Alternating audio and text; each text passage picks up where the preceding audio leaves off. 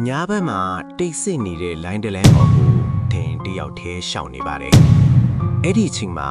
နောက်ကနေတယောက်ကတိတ်လေးပြောလာပါတယ်။ဆေးလိမီလေးညီပြီးပါအောင်။အဲ့ဒီအတန်ကိုကြားလိုက်တဲ့အချိန်မှာတင်နောက်ကိုလွှဲကြည့်ရပါသလား။ဘာလို့လဲဆိုတော့လွှဲကြည့်လိုက်တဲ့အချိန်မှာသူ့ကြောဘက်မှာအပေါက်ကြီးတစ်ပေါက်ရှိနေတာကိုမြင်လိုက်ရနိုင်လို့ပါ။မင်္ဂလာပါ။ဒီနေ့ညမှာတော့မြန်မာနိုင်ငံအတွင်းလူကြားထဲမှာနာမည်ကြီးပြီး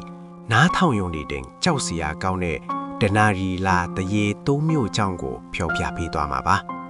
ဒီဇလိုင်းတွေဟာတမိုင်းစာအုပ်တွေထဲမှာတိတိကျကျမှတ်တမ်းမရှိပြီးမဲ့ကျေးရွာတွေမြို့တွေဒေသခံတွေကြားမှာမျိုးရိုးစင်ဆက်ပြောကြားလာခဲ့တဲ့လူပြောပုံမြင်လို့ခဲ့ပါတယ်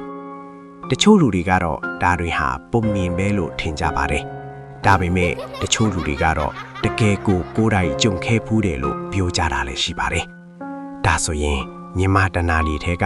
အကြောက်စရာအကောင်းဆုံးတရေ၃မျိုးကိုအတူတူလေ့လာကြည့်လိုက်ရအောင်။ပထမဆုံးကတော့ကြောတောက်တရေဖြစ်ပါတယ်။မြန်မာပြည်အလဲပိုင်းကြီးရွာတချို့မှာအလွန်နာမည်ကြီးတဲ့တရေတစ်မျိုးဖြစ်ပြီးအထူးသဖြင့်ညဘက်လမ်းသွားလမ်းလာတွေကြားမှာအများဆုံးပြောကြပါတယ်။ပုံမြင်ရ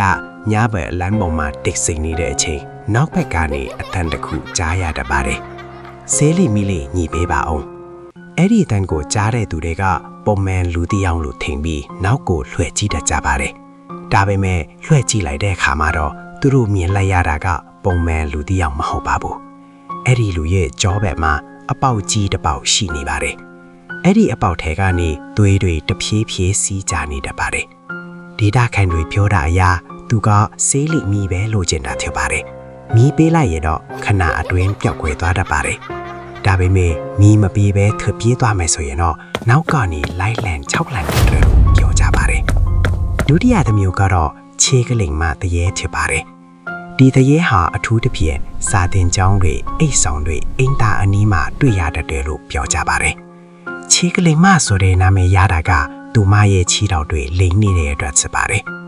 ညဘက်ကျောင်းအိတ်ဆောင်မှာတယောက်ထဲအင်တာသွားရတဲ့အချိန်မှာနောက်ကနေခြေတန်းကြားရတတ်ပါတယ်။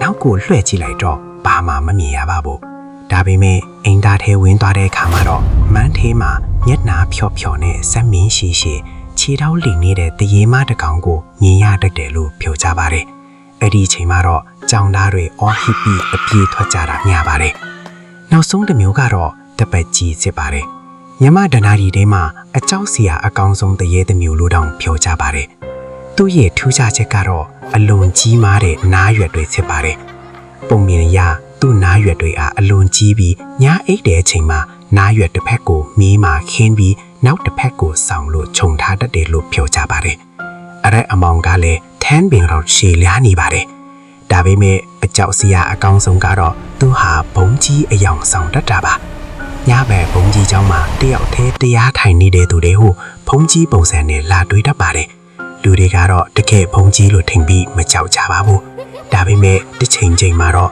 သူ့ပုံစံမှန်ကိုရုတ်တရက်ပြသလိုက်ပါတယ်။နားရွယ်ရှည်ကြီးမျက်လုံးနီရဲကြီး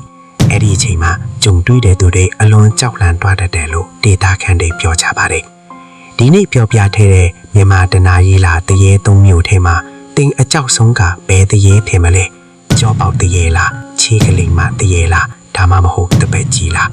တင်အမြင်ကို comment ထဲမှာရေးထားခဲ့ပါဦး။နောက်ပြီးတင်ကိုယ်တိုင်ကြားဖို့ခဲ့တဲ့တရေပုံမြင်တွေရှိရင်လည်း comment မှာမျှဝေပေးနိုင်ပါတယ်။စိတ်ဝင်စားစရာမြန်မာတရေပုံမြင်တွေကိုနောက်ထပ်လည်းဆက်လက်တင်ပေးသွားမှာထက်လို့ဒီ channel ကို subscribe လုပ်ထားပြီးခေါင်းလောင်းလေးကိုလည်းနှိပ်ထားဖို့မမေ့ပါနဲ့။ဒါဆိုရင်နောက်တစ်ခါညဘက်မှာပဲစိတ်ဝင်စားစရာကောင်းတဲ့တရေဇလန်းလေးနဲ့ထပ်ပြီးတွေ့ကြမယ်။ကောင်းတော့ညဖြစ်ပါစေ။